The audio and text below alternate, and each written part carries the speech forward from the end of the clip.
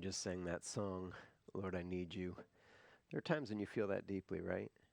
Um, and one of the things I just want to point out, like, you ever find yourself in that place where you're just like, I don't know what else to pray.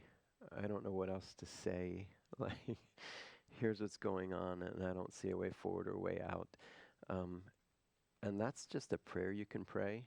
It doesn't have to be fancy to just say, Lord, I need you. And you can leave it at that. God knows what's in your heart. He knows what's going on in your life. He cares. He sees. And so sometimes that can just be your prayer. Sometimes people refer to them as breath prayers, just kind of like a prayer that you breathe out, like while you're breathing, like just a prayer that you pray over and over. And that's just one like, Lord, I need you. Lord, I need you. It's a good song to sing, but it's a really good prayer to pray. I'm going to read some scripture for you this morning. This is from Genesis 31. I'll read it again. We're working through a narrative, so there are chunks, and it's easier for me to read it than us to try to read it together. So this is Genesis 31. But Jacob soon learned that Laban's sons were grumbling about him. Jacob has robbed our father of everything, they said. He's gained all his wealth at our father's expense. And Jacob began to notice a change in Laban's attitude toward him. And then the Lord said to Jacob, return to the land of your father and grandfather and to your relatives there, and I will be with you. So Jacob called Rachel and Leah out to the field where he was watching his flock, and he said to them, I've noticed your father's attitude toward me has changed, but the God of my father has been with me. And when he changed his mind, keep going. That one's not supposed to be there. Next one. That's it? All right. Well, that's where it ends then, I guess. Yes, that's the word of the Lord, partially. Sorry about that. That is my fault completely. I don't know how I did that. What's the next slide? All right. Well, we'll go to that one. We'll go to the title slide. All right. So we have been exploring the life of Jacob. I don't know. I hope like you've been like, okay, this has been interesting. Many of you know who Jacob is. You know pieces and parts of the story, but we've been like following it closely and kind of like wading deep into the mess and like this guy has some issues, right? And yet he's a guy with issues that God chooses to bless. That's encouraging for us, isn't it? I'll just speak for me. I won't speak for you, but I have some issues. I'm going to guess you do too, but that can be between you and God. So we've been exploring the life of Jacob, and Jacob, from the moment he was born, had been trying to get ahead. Literally the moment he was born. He was the second of two twin boys, and he came out of the womb as an infant grasping the heel of his brother, like trying to get out first but didn't make it, but holding the heel. And like that would be like a sign of things to come. This would be his life, and trying to get ahead. That would be the story of Jacob's life. Now, having said that, we'd all agree, nothing wrong with working hard and trying to get ahead. But that was not Jacob's approach. His approach was more, how can I cheat or deceive you to get ahead? And so we have walked through the story watching Jacob do his thing, and you just shake your head like, that's a guy that God blesses right there? And so Jacob's approach was, I'll manipulate, I'll take advantage, I'll exploit if I can, whatever works in my favor that's an easy shortcut. And of course, if you do life like that, you may well gain some advantages. Sometimes when you cheat, they gain advantages, right? But there's also consequences. And in his case, well, this is why we had the wrecking ball on the title slide. Put that one back. So Jacob took the wrecking ball to his family. And he just did massive damage. And as a result of his schemes, he winds up fleeing for his life. His brother Esau has made a commitment to kill him. That's a strong family issue right there. I don't know what's going on in yours, but it probably isn't that. And so his brother has made a commitment, like, I will kill you when Dad's gone. And it's like, I might go visit Uncle Laban. And so he takes this journey, really for his safety. He's running for his life, takes this 500-mile journey to meet Uncle Laban, who he's actually never met before. And so Jacob, the manipulator, finds himself at the mercy of Uncle Laban, who, it turns out, is a pretty accomplished con man himself. And so Laban, like Jacob, was a man who manipulated and deceived and exploited others to gain his advantages. And so Jacob would find himself living in this place and kind of enduring this life curriculum that you might call Life Lessons with Laban. And the main topic of this curriculum was, so what does it feel like to be on the other side of deception?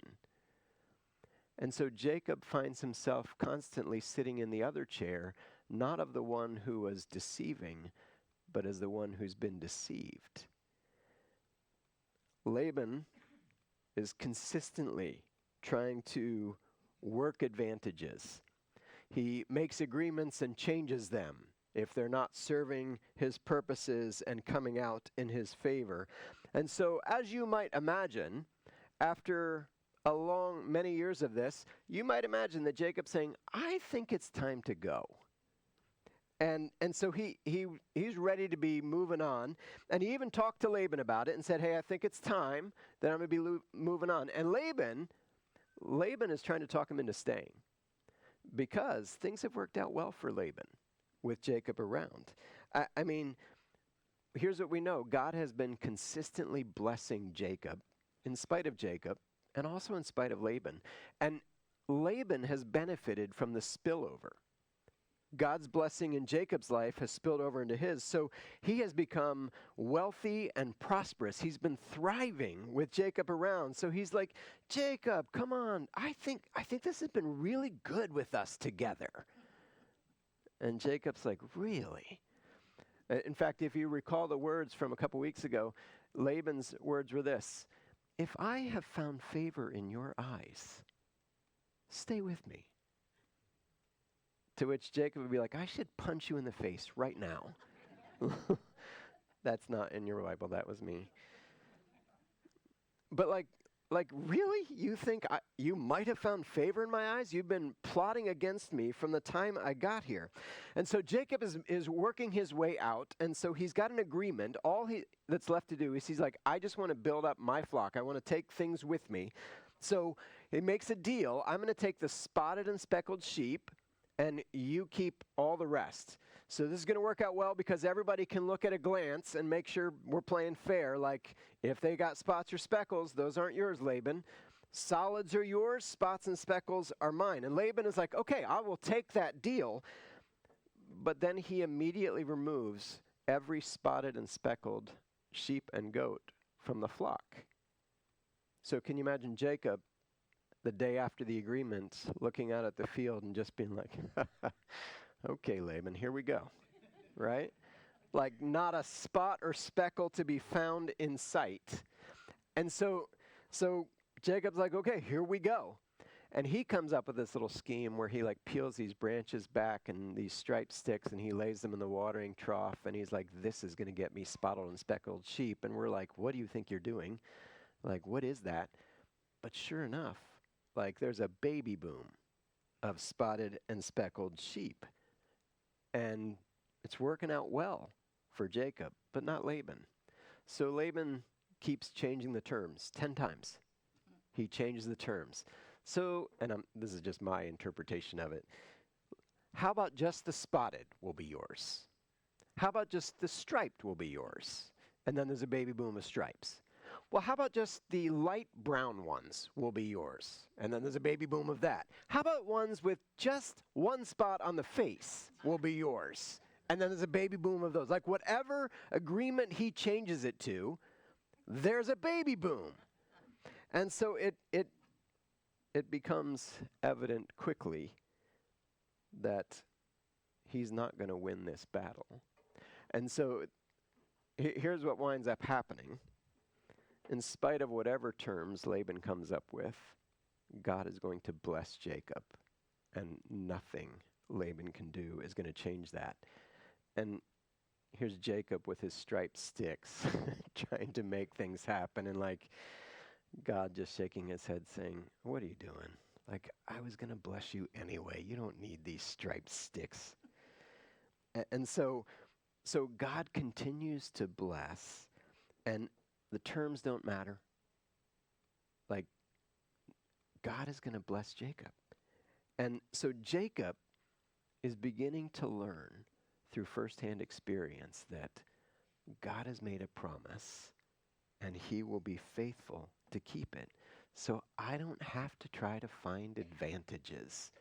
I just need to count on God. That would be a great lesson for all of us, right? Some of you are older than I am, so you probably already have figured that out in your life, but I'm still working on it. So it's been 20 years since Jacob arrived in Haran with Uncle Laban. So if you recall in the story, 20 years, so he had a 7-year agreement. I'm going to work for you, Uncle Laban, for your younger daughter Rachel in marriage. So they shake hands on that one, make an agreement, and then after 7 years of work, he gives him his older daughter Leah, not the one Jacob wanted, not the one Jacob loved, but he winds up getting tricked into marrying Leah. So then he's like, well, you can marry Rachel too. That'll be another 7 years. And then after he's fulfilled that commitment, then he's trying to build his flock. That would be another 6 years. So 20 years in the school of life lessons with Uncle Laban. Get me out, right? Like think of a student getting to their senior year, like I just want to be done.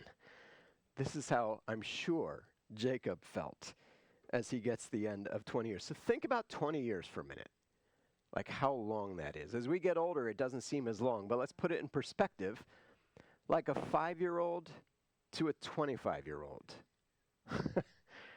That's a lot of time, or even a 25 to 45, or do any math you want to do. Like you start to think about it and you're like, 20 years is a long time.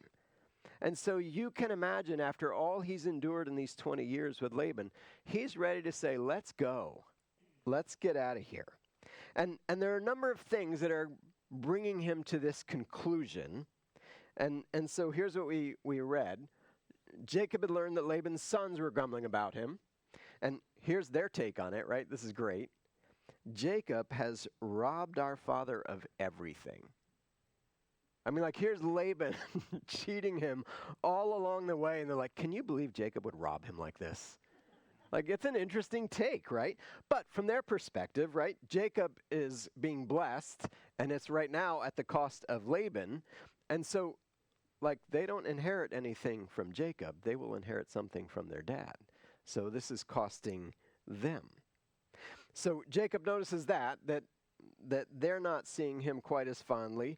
And then Laban has changed his attitude. So originally Laban was like, hey, this is great. Whenever you're around, whatever blessing you get spills over on me. But in the current circumstances, the blessing of Jacob comes at the cost of Laban, right? Every time he's blessed with the spotted or speckles or whatever the new agreement is, that comes at the cost of Laban. So Laban's like, I don't know if I'm liking as much having you around. And so his attitude toward Jacob had changed as well. So here's what I want us to think about. Jacob is obviously at this point feeling like it's about time to leave. But how do you know when it's time to make some kind of adjustment like that? And what I want us to think about is discernment for a moment. I don't know what these are, but I don't know if I sent you the wrong slides or what. No, it's not your fault, it's mine. But let's talk discernment for just a couple of minutes. So think of life situations where you have some big decisions and you're like, how do I know if I'm supposed to do blank? Or if I'm supposed to go here? Or if I'm supposed to take a new job? If I'm supposed to move to a new state? Or start a new church? Right? How do I know if that's the right thing? And so this discernment process, like we would love, like, wouldn't you love like skywriting or something that would say, yes, go? But we have to kind of discern it is the word we use along the way. And so for Jacob right now, there's some indicators. He's open to the idea more and more every day. But think about this. If he leaves Haran and heads home, there's no guarantee that goes well, right? So how do I know that's what I should do? So here's one of the things I want to point out for us, that we would be wise to note that just because things are hard doesn't mean it's time to step out. Now, we may want to, but that doesn't mean that's the right thing. So Jacob is noting some shifts in attitude toward him, worth paying attention to, even worth praying about, right? But not deal makers or decision makers by themselves. Things may be getting harder, but that's not the sole basis for a decision like this. Think about it. When we're unhappy, uncomfortable, or unfulfilled, we just want to move to happy place, comfortable place, fulfilled place, right? And so we can make the case, a pretty strong case. I think it's time. We could even spiritualize it. I feel like God is leading me to be happier. And whatever decision that requires, I'm sure God's blessing that because he wants me to be happy. But when things are hard, that is not necessarily God's will for you to move on. Sometimes God would have us stay and persevere. Even though you may not be happy, you may not feel completely fulfilled, even if you had your preferences that you would move on. What if God was saying, but I want you to stay? That gets tricky, doesn't it? The first ministry position I took, I joined a staff of a church in Pennsylvania. And the pastor, the lead pastor, had a very, very strong, domineering personality. And you could pretty much, like, from the first time you said hello, be like, oh, you're that kind. Yeah. Like, and literally, like, the first interaction I had with him where he asked if I would be interested in coming on staff, I looked at my wife and said, I would never work with that man in a million years. But it was interesting because God clearly led a path to work with that man, and it was just as hard as I thought it would be. But, like, there you are. That's God's will. Even if that wasn't my happiest place, but I knew, and we both knew, this is where we're supposed to be. And like a couple years in, everything in me, like, there has to be some place for me to go right now. There has to be. Like, I would find myself so frustrated. But sometimes God has us in hard places and just asks us to persevere. Sometimes there's more going on than our happiness. That's hard for us to imagine sometimes, right? What could be more important than my happiness. But sometimes God has more. For Jacob, there would be some refining. There would be some sitting at the other side of the table, the other side of deception, that would help him see things that he wasn't seeing before when he's sitting on the deceiver side of everything. So he's persevered here for 20 years.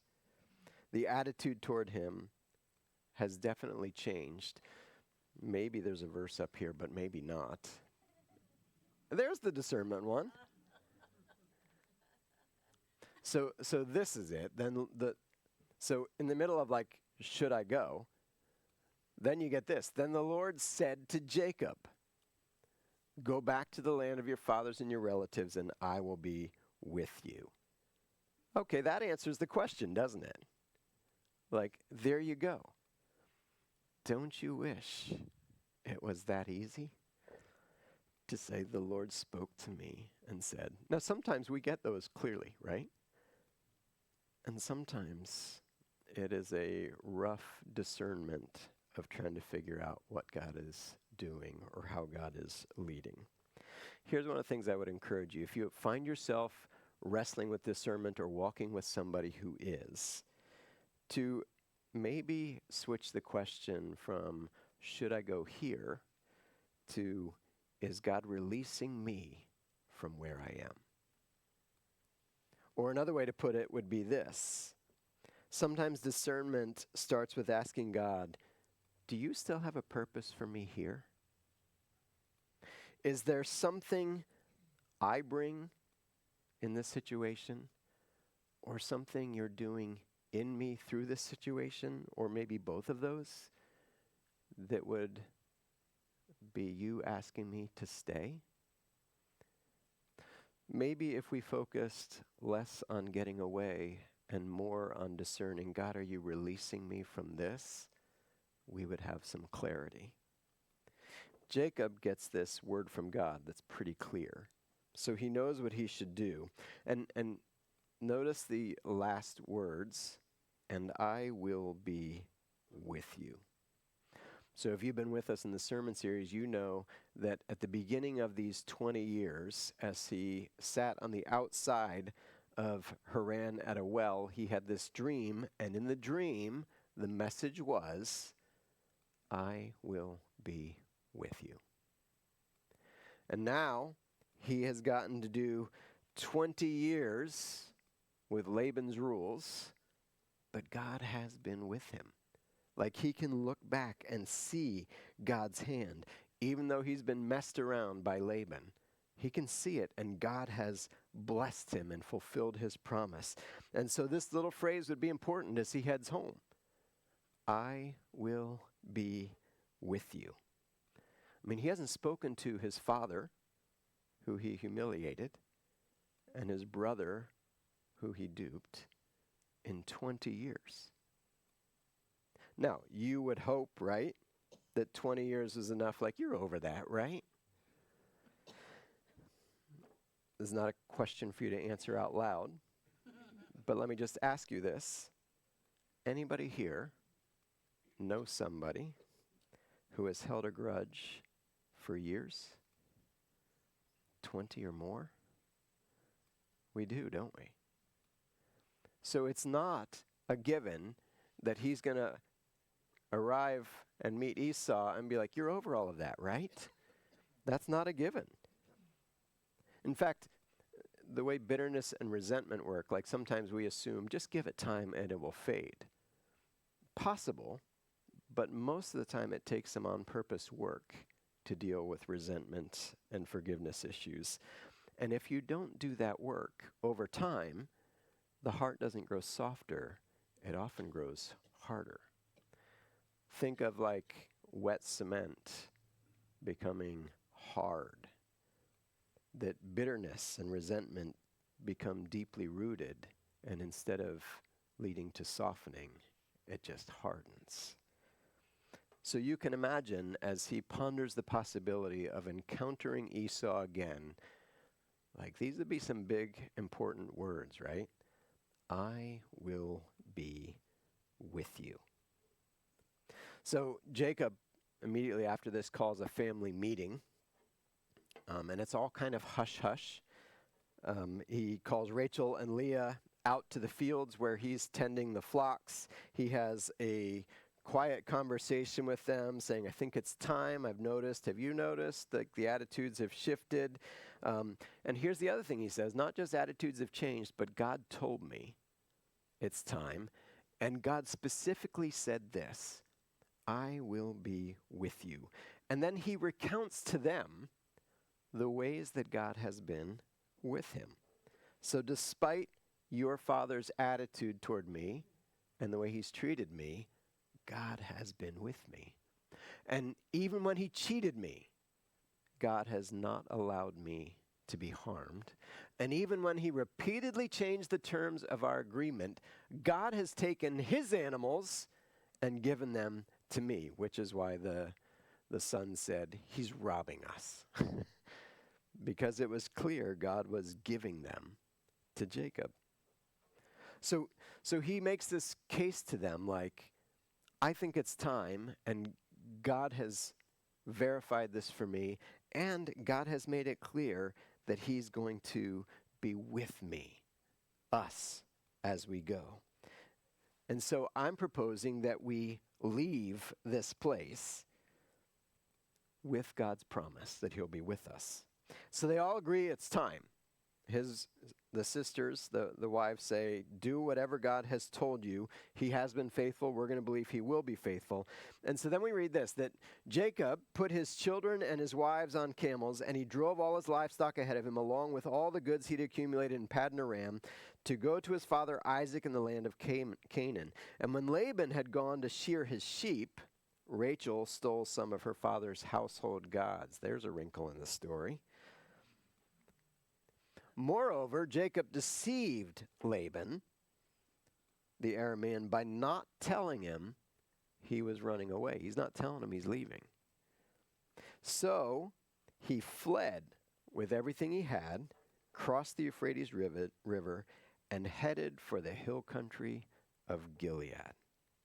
So Laban is off shearing sheep, and Jacob says, I think this is a perfect time to leave without him knowing. And so Jacob takes the opportunity to bolt. Rachel goes back and claims some household idols. So there was this cultural belief that the gods were in regions, and so when she would gather idols, she'd be trying to take her father's gods with her, which you're like, yeah, but what about Jacob's God, the one that's been blessing them? Valid questions, right? And so here's one of the things I want you to notice about what's happening with Jacob right now. Like, he's discerned that this is the right thing at the right time, but he's going about it the wrong way. Jacob's plan to disappear without giving Laban a warning resorts back to his base instincts, doesn't it? Jacob, you were doing so good. You were trusting God. You were like putting aside those, and then there you go. You just did it again. Anybody ever found yourself doing something similar? Stuff you thought was behind you, and like, there it is again. I thought I was done with that anger or whatever it is. I thought I was done with that impatience, but there it is, right there. And so Jacob deceived Laban. And so, as you can imagine, Laban is not happy, because when you're sitting in the seat of the deceived, like, it just seems like outrage. Like, how could you? How would you? Who does things like that? But what we have here is a perfect example of doing the right thing the wrong way. Anybody? You can do the right thing the wrong way. And it can be really messy when we do. So you can leave a job, right? Right thing to do, but you burn bridges on the way out. Okay, that could have been better. That's a right thing done the wrong way. Sometimes as a parent, we have found ourselves in situations where we're doing the right thing, but man, we look back and like, that was just the wrong way, right? Those are things that we learn. How many have ever made an apology that you owed, and in the midst of apologizing, you let them know how this was really their fault? Right? The right thing the wrong way, and all the married couples like, that is so true. Nudge, nudge, right? My wife's not here to nudge me. But like, you can do the right thing and do it the wrong way. Or sometimes I'll say it like this: you can say the right thing that needs to be said, but say it the wrong way. And like, it just doesn't come well. And you can try to defend all you want, like, that was the right thing. But when you do it the wrong way, it shouts louder than doing the right thing. Jacob, for his part, he knew Laban wasn't going to make this easy. Like, there's a reason he's sneaking off, because he knows, like, this guy has tried to cheat me and exploit me all along the way. Like, the best plan here is to just be gone and not give him a heads up. But Laban finds out that he's on the run, and he quickly hunts him down. So he gathers some of his family, and they get on the run, gathered some relatives, pursue Jacob. They catch up to them. I mean, think of this. Jacob has everything he owns, all his flocks and sheep and families, and Laban mounts up with just some people who can ride. And so in a couple days, they catch up to them. Jacob had pitched his tent in the hill country of Gilead when Laban overtook him, and Laban and his relatives camped there too. Now, this is one of those ones that we don't stop to think about this, but imagine the tension of this moment. Jacob tried to get away. They're camped for the night, and then they hear noise coming, right? Like, it sounds like a mob. It doesn't sound good. It sounds frenetic. It sounds forbearing. Like, something about this, like, I don't know. And then, sure enough, they pull up and camp next to you. S'mores, anyone? Like, can you imagine the tension of this moment? You tried to get away, but now here you are. And so, in the middle of this, like, what I want you to notice is, so he was afraid Laban was going to hunt him down or mistreat him in some way, but he pretty much guaranteed by the way he did it that Laban was going to hunt him down. And so Laban finally catches up to him, and they're camped together, and Laban is now in the outrage seat because he's been deceived, right? What have you done? You deceived me. Who does this kind of thing, right? You carried off my daughters like captives in war. Why did you run off secretly and deceive me? Like, that is despicable. That is low. That is not how you treat people. Isn't it funny, like, how these two keep going at it and pointing the finger at the one who deceives? The liar who's been lied to, like, why would you lie to me? The thief who gets stolen from, that was mine. Why would you take that? Laban, he can't get over how Jacob could even do something like this. Like, this is just messed up. That's why I hunted you down. And then listen to this one. He says, the reason I'm really disappointed is, I don't know if I put this on the slide.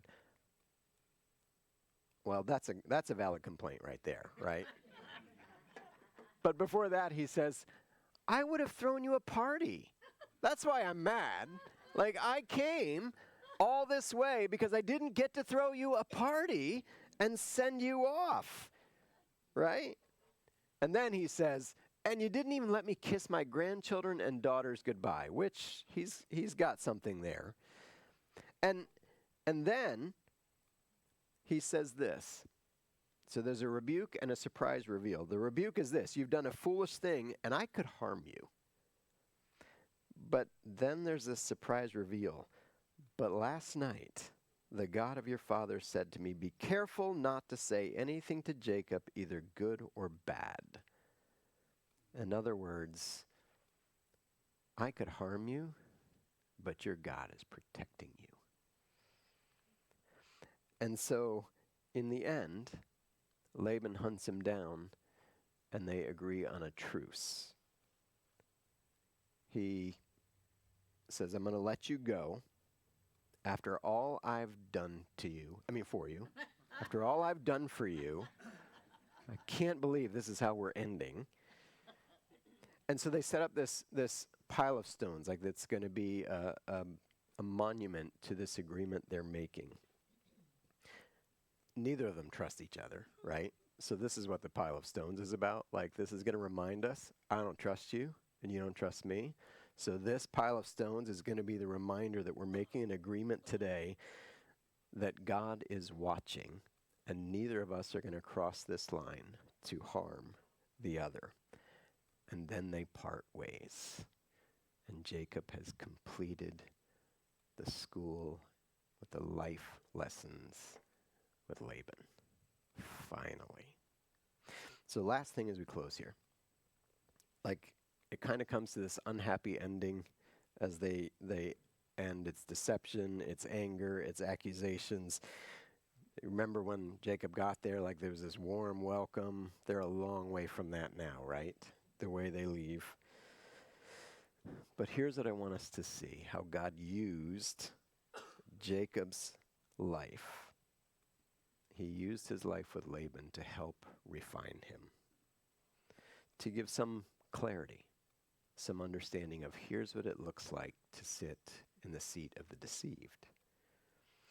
After 20 years with Laban, Laban has been a tool, jerk that he may have been, a tool used by God to refine Jacob. Years ago, I came across this story that years back in the cod industry, the fishing industry, they were trying to figure out how to get fresh cod all around the country. And, obviously they tried freezing it, but when they would thaw it just didn't seem fresh. And so they'd try to send them live in tanks, but nothing seemed to be working. And when they just sent them in tanks, like somehow it was mushy. And they're like, what do we need to do here? Like, how do we ship this around the country and keep this fresh? And then they stumbled onto something. They found out that if you put a catfish in the tank with the cod, the catfish will basically torment them the whole time. And weirdly, it keeps them vital and fresh because of this catfish in the tank. So it's this unusual solution that somehow that pesky catfish kept them fresh and vital. So Chuck Swindoll has used this story, and he points out that, have you ever felt like God had put a catfish in your life? And maybe, just maybe, there's more to it than tormenting you. Maybe God is up to something to keep you healthy and growing, to keep your spiritual life moving, to let you stay fresh. Laban was the catfish in Jacob's tank. I'm guessing you'd be able to name the catfish in your tank. Probably. But what if you started to see it as from a different perspective? Instead of, that is my tormentor, that is the thorn in my flesh. What if you started to see it as, and that is the catfish that God has used to keep me alive and vital and dependent on him. Most of you, like if we said shout out the name of your catfish, we'd have a big yell, right? Like you know who it is. But in case you're like, I don't know, like here's a couple things you might look for to identify that person in your life. It's the person who regularly makes your life more difficult or frustrating. Oh, that person. Okay. The ones that keep us moving and reacting even when we would rather not. Oh, that person. Okay, now I know who you're talking about. The ones that seem to catch us when all is peaceful and steal the peace. That one. Okay, now I know who you're talking about. So for Jacob, that was Laban. But who is that for you? And this isn't for you to say, God, this is the thorn in my side. This is for you to see it from a different perspective, that God, you have used somebody that has been hard, but you've been shaping me, refining me. You cannot have somebody like that in your life and not learn perseverance. You can't. Like if you're just going to do life with them casually, you're going to have to figure out how to persevere, aren't you? Think family holiday. You know, when you're just like, oh man, I just got to get through 3 days, 3 days, 3 days. Or maybe it's like, just lunch, right? Like think family holidays. Like these are those people. But what if we learn to see it a little bit differently? And instead of saying, can I survive lunch with this person? And what might God be up to over lunch where he's going to help refine me a little bit more? It's hard, right? Like we could say, let's all give thanks for the catfish in our lives. And that might not be as loud a shout as the one where we asked you to say their name. Right? That would be more of a reluctant, like, okay, I guess maybe. But I think there's something here for us. Laban was not just a tormentor. Laban was used by God to shape Jacob. And there are people and there are circumstances in my life and yours that are doing the same thing. In our lesser moments, all we see are tormentors. I see it, you see it. But in our better moments, like when we're sitting in church, when tormentor is nowhere near, we can say, God might be up to something.